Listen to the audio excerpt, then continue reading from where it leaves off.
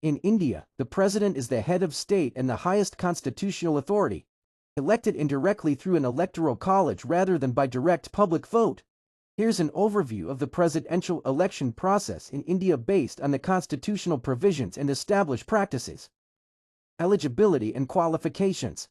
To be eligible for the office of president, a candidate must be a citizen of India, be at least 35 years old, be qualified to become a member of the Lok Sabha, the lower house of parliament, meaning they must not hold any office of profit under the government, among other criteria, not be disqualified under any law by reason of unsound mind, insolvency or criminal conviction. Additionally, under Article 58 of the Constitution, the candidate must be proposed by at least 50 electors and seconded by another 50 electors from the Electoral College. Electoral College. The president is elected by an electoral college comprising elected members of both houses of parliament. This includes the Lok Sabha 543 members, though vacancies may reduce this number, and the Rajya Sabha currently up to 233 elected members, as the total strength is 245 including nominated members, but only elected ones vote. Elected members of the legislative assemblies of the states. This includes all 28 states, with a total of approximately 4,033 elected MLAs. The exact number varies into vacancies or dissolution.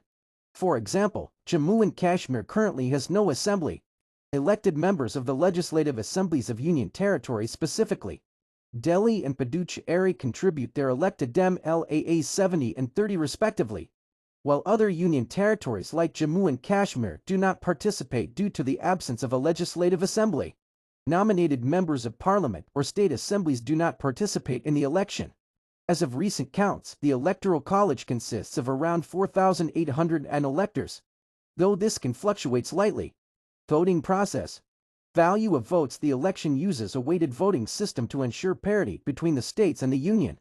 The value of an MLA's vote varies by state, calculated based on its population from the 1971 census.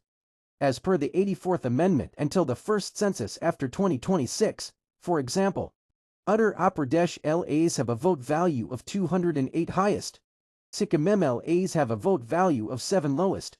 The total value of all MLA votes is roughly equal to the total value of MP votes, with each MP's vote currently valued at around 700 adjusted after accounting for the absence of Jammu and Kashmir's assembly. Single transferable vote test. The election follows the system of proportional representation by means of a single transferable vote. Electors rank candidates in order of preference on a secret ballot. Green ballots for MPs. Pink for MLAs. A candidate needs a majority of the total valid votes cast to win. If no one achieves this in the first round, votes from the lowest ranked candidate are redistributed based on second preferences until a majority is secured.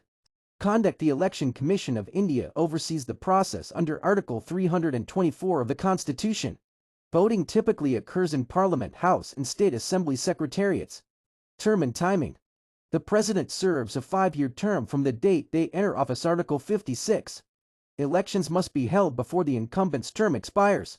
The Election Commission issues a notification within 60 days of the term's end, as per the Presidential and Vice Presidential Elections Act, 1952. For instance, the next election is due in 2027, as President Draupadi Murmu assumed office on July 25, 2022, and her term ends on July 24, 2027. Recent example: 2022 election. Date held on July 18, 2022, with results declared on July 21, 2022. Candidates: Draupadi Murmu NDA backed versus Yashwant Sinha opposition backed.